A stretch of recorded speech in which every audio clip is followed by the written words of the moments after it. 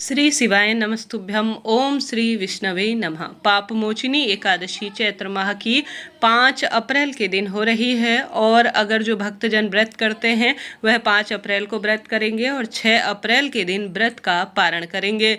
पारण का शुभ समय जो है 6:05 से 8:37 के आसपास होगा। समय को नोट करते हुए चलिएगा। इसके बाद जो है 10 बजे के बाद द्वादशी तिथि जो है समापन हो जाएगा। ऐसी स्थिति में आप सभी जो है इससे पहले पहले अपने व्रत को खोल लीजिएगा। भक्तजनों, इस दिन किए जाने वाले कोई भी उपाय कभी निष्फल नहीं जाते। रोग संकट पीड़ा का निदान करते हैं और सदा सर्वदा खुशियों के भंडार भरने वाले होते हैं। तो उपाय के लिए आप सभी पूरे वीडियो में बने रहिए। देखिए, तुलसी हर घर में होती है। आप जानते होंगे श्रीहरि विष्णु की प्रिया है माँ तुलसी और माँ लक्ष्मी की अवतार के रूप में जानी जाती है। प्रत्येक भक्तजन को एकादशी व्रत के दिन तुलसी की सूखी लकड़ी का यह उपाय करना चाहिए। आप सभी को तुलसी की लकड़ी एकादशी के दिन तोड़ लेने में कोई बुराई नहीं है। तुलसी की लकड़ी जो है, तुलसी माँ हर एक स्वरूप में श्रीहरि विष्णु को समर्पित है। वही तुलसी की लकड़ी आपको लेनी है। एक पत्थर में एक छोटा सा पत्थर लेना है, उसमें गंगा जल मिलाकर आप सभी को उस तुलसी की लकड़ी को घिस लेना है। ठीक है जी। इसका विस्तार से वीडियो मैंने कैसे करना है, कैसे हरी चंदन बनाया जाता है, आपको बतलाया है। कमेंट में मैं उसका लिंक आपको पिन कर दूंगी, कृपया उसे देखिएगा। उस वीडियो को मैंने स्वयं बनाया, स्वयं मैंने प्रभु को समर्पित किया। परम आनंद सुख की प्राप्ति हुई। तो एकादशी व्रत के दिन आप सभी को तुलसी की सूखी लकड़ी को तोड़ लेना है।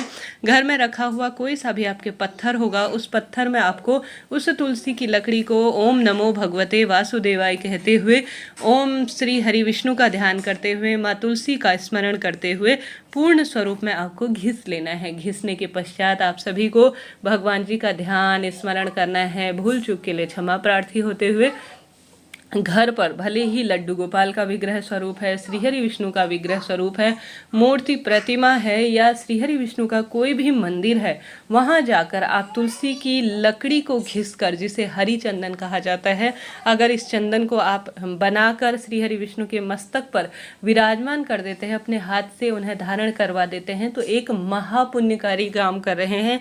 गुरु जी कहते हैं उस भक्त को तुलसी की लकड़ी का पुण्य ऐसा मिलता है कि उसके लिए बैकुंठ में स्थान प्राप्त होता है और श्रीहरि विष्णु उसे एक बार जीवन में जरूर से गले लगाते हैं। तो जीवन में हर तरफ से आप हार गए हैं तो तुलसी की सूखी लकड़ी का हरिचंदन बनाकर आप श्रीहरि विष्णु को जरूर से समर्पित करें। फिर देखिए कैसा आपका भाग्य बदलता है।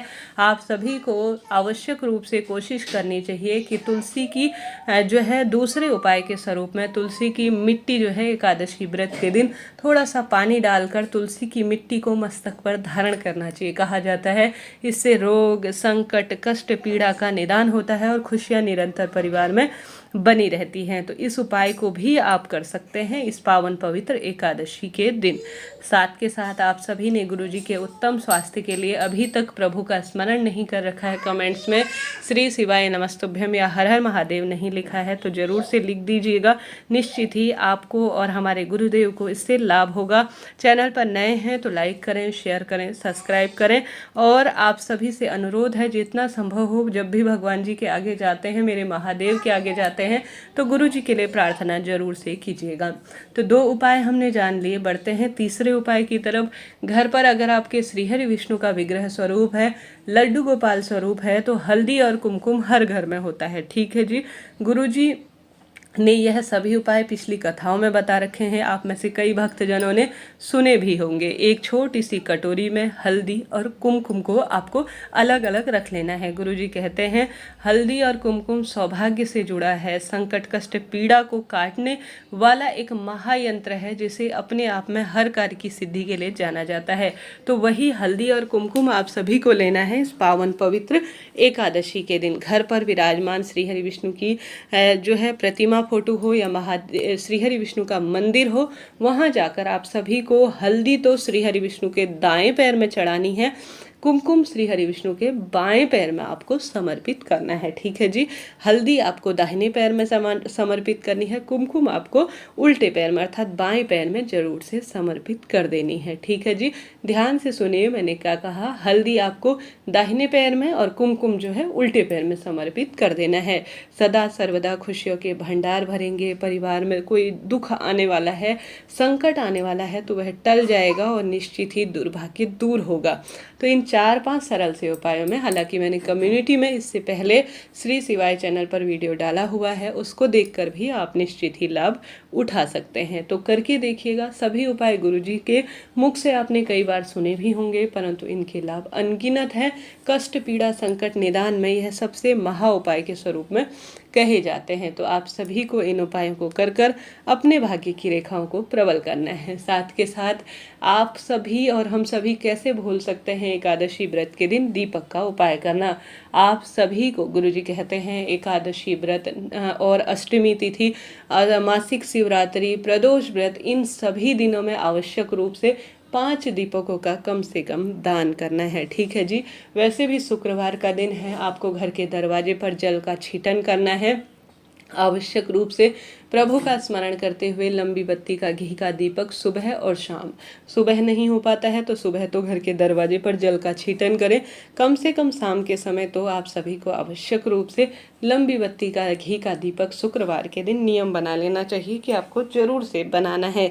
आप सभी को एकादशी व्रत के दिन एक पूजा की थाली में कम से कम 5 दीपक रखने चाहिए। आटे के दीपक बहुत शुभ माने जाते हैं, उसका भी प्रयोग कर सकते हैं, नहीं तो माटी का दीपक तो है ही। दीपक पुराना है तो उसे साफ कर लीजिएगा माटी का। इस बात का आप सभी ध्यान रखते हुए उपाय कीजिएगा। तत्पश्चात आप सभी को क्या करना है, प्रभु का ध्यान कर कर जो घर पर विग्रह स्वरूप विराजमान है उससे जो है आप सभी को पंच आरतियों से दीपक से आरती कर लेनी है।